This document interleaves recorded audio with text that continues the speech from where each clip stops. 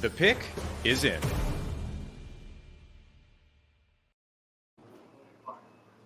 All right, the Detroit Pistons selection the 2024 NBA draft, Mills, and we are joined by Ku Kahil from the Locked On Pistons podcast to break down the Detroit Pistons selection, fifth overall draft. Presented by LinkedIn Jobs, helps you find the qualified candidate you want to talk to faster. Post your job for free at linkedin.com/lockedonnba. Fifth overall pick is in, and they go with the high risk, high reward guy, in my opinion, in Ron Holland II out of the G League Ignite. Small forward, 6'7, 197. Initially, Koo was projected even as a number one overall pick, a little bit inconsistent this past season, saw him drop down, but he goes fifth overall on this team loaded with young talent. What do you think the fit is here with Holland? It is. I think this pick is pretty shocking. We just got done talking with Ron Holland, and he himself talked about how he didn't work out with the Pistons before the draft. He didn't talk with the Pistons at all before the draft, and that he was pretty shocked he went 5. I think that a lot of people were pretty shocked that he went 5. I know a lot of people are really high on Ron Holland.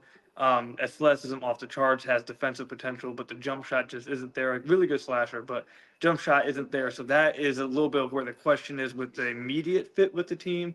But they have free agency. They have obviously trades that they can do. And they obviously could choose to bring him along slowly. But I think not only just from some fans' side, also appears Ron Holland's side, there is a little bit of shock about him going 5 to the Pistons. Yeah, absolutely. You mentioned the athleticism, some streakiness in terms of the shooting. Realistically, though, with where this Pistons team is at and a majority of their core being recent draft selections and young players, like how much time does he have to develop? How quickly are they going to be looking for him to make an impact?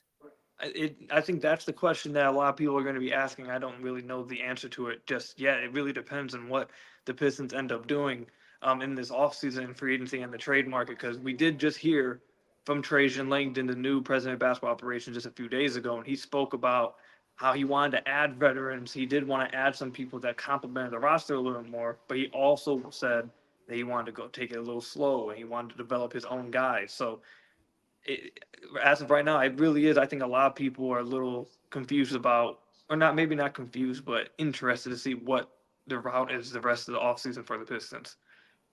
It's interesting based on hearing that, then that the organization goes with a Holland, who to me is maybe a little bit more of a project and a longer term development piece versus someone who's going to make an impact in his rookie season.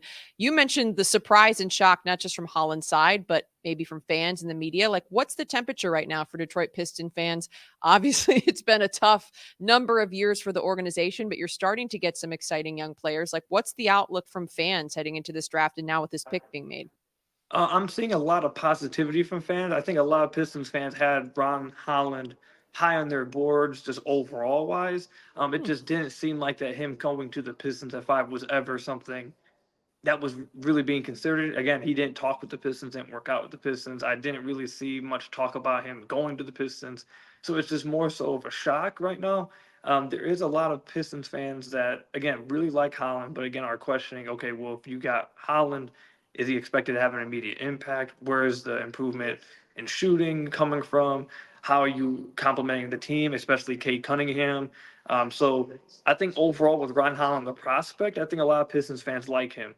I think right now there's just a little question to, okay, what's next? Because I feel like there has to be something else coming after this if you take Ron Holland, and you still need to address a lot of things, especially with the fact that Donovan Clingan was there at 5 and they didn't take that advantage to trade back into the draft. I think that was probably the part that really shocked people the most. But I don't think anyone dislikes Ron Holland, the prospect. It's just more so of what's next. This definitely was an eyebrow raiser for sure, just based on where this Pistons roster is at. Thanks so much for the insight, Koo. We'll let you go digest this. Appreciate you sharing your thoughts from the Locked On Pistons podcast. Thank you. Ron Holland of the G League Ignite plays with incredible energy and is a very good athlete who figured his way into scoring nearly 20 a game in the G League, despite a poor shooting season. I'm Leif Tulane of Locked On NBA Big Board, and Ron Holland is a live wire athlete who measures in at over 6'6" without shoes and has the capacity to impact the game defending the perimeter early in his career. But despite entering the year ranked at the top of the draft boards, his lack of offensive polish is scaring teams away. His upside as an 18-year-old who just scored 20 per game in the G League, adding 7 boards as a plus athlete makes him a polarizing prospect because He may boast one of the higher ceilings, but if his offense does not translate, Holland reminds me some of Josh Okogie. On the other end, on the higher end, he reminds me some of RJ Barrett, but a right-handed version. Holland will be divisive with his swing skill being shooting. For more on Ron Holland, tune into Locked on NBA Big Board, where you can listen to recent episodes on YouTube or wherever you get your podcasts. For more on the Detroit Pistons, you can subscribe to Locked on Pistons on YouTube or wherever you get podcasts. And for continuing coverage of the 2024 NBA Draft, be sure to subscribe to Locked on NBA on YouTube or once again, wherever you get podcasts, part of the Locked on Podcast Network, your team every day.